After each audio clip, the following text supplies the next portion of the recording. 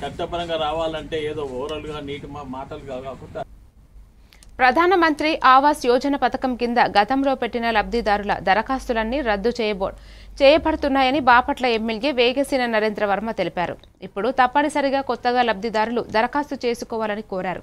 గృహాల కోసం ఆన్లైన్లో దరఖాస్తు చేసుకోవడానికి ఈ నెల 30వ తేదీ వరకు అవకాశం ఉన్నట్లు తెలిపారు. ఈ దరఖాస్తును ఆన్లైన్లో నమోదు చేయడానికి సచివాలయ ఇంజనీరింగ్ అసిస్టెంట్ మీ గ్రామ వార్డు సచివాలయాల్లో చేయించుకోవాలని తెలిపారు. సొంత స్థలం ఉన్నవారు ఇల్లు కట్టుకునే స్థలంలో జియో ట్యాగింగ్ చేసి ఫోటో దిగి ఆన్లైన్లో తమ పేరు నమోదు చేసుకుంటేనే స్థలాలు శాంక్షన్ అవుతాయని తెలిపారు.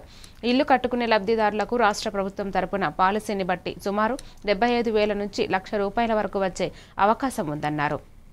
ఈ సమావేశంలో టీడీపీ పట్టణ అధ్యక్షులు శ్రీనివాసరావు, టీడీపీ నాయకులు తాతా జయప్రకాష్ నారాయణ పాల్గొన్నారు.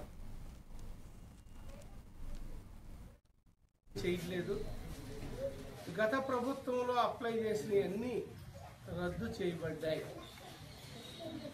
ఇప్పుడు కంపల్సరీ టెక్నికల్గా ఎట్లాగా మనం ఆన్లైన్లో అప్లై చేయాలి, ఏమేమి రూల్స్ ఉన్నాయి అనేది తెలియజేయటం కోసం ఆన్లైన్లో గృహాలు కావాల్సిన వాళ్ళు అప్లై చేయటానికి ఈ నెల 30వ తారీఖు వరకే చివరి అవకాశం.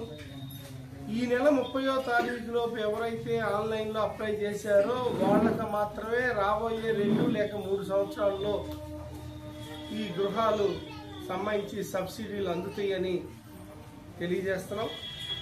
ఎవరైనా సొంత స్థలం ఉండి గృహం మంజూరు కొరకు మీ సచివాలయంలో ఉన్నటువంటి ఇంజనీర్ అసిస్టెంట్ ద్వారా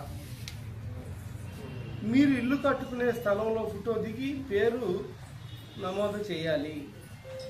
మీకు స్థలం ఉంటే ఇంజనీర్ అసిస్టెంట్ని దగ్గర పెట్టుకుని ఫోటో దిగి ఆన్లైన్లో